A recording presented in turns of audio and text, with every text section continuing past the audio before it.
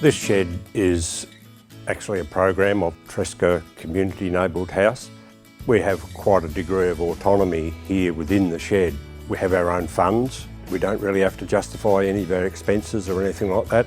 And so Tresca actually look after the money, but when we want it, it's freely available to us.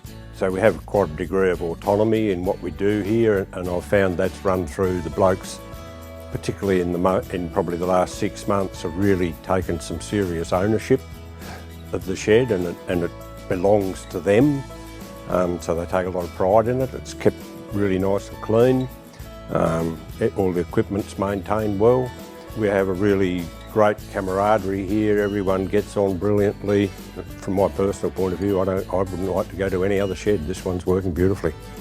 The health side of it, that's really the guts of the men's shed movement.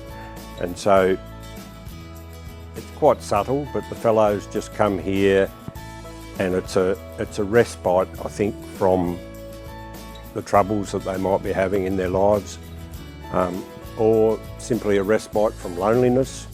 They get to undertake activities and mix with like-minded fellows.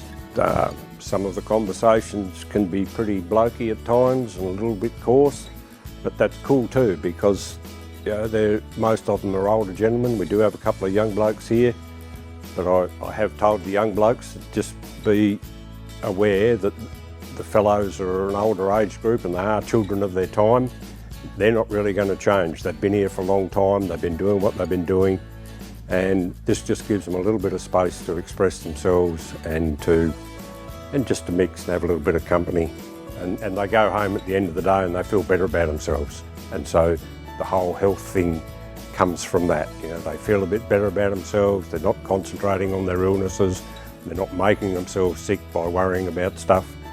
And I think they're a better citizen for it. Obviously we have to be safe and we have to be respectful, but we don't have to have people watching every move you make and trying to tell you what to do or how to do your jobs and stuff like that. Like, I find quite a lot of the blokes come to me for advice, but I don't go and pester them and necessarily tell them that they're doing things wrong, because at the end of the day, if the bloke's happy with what he's taking home, then that's all that matters.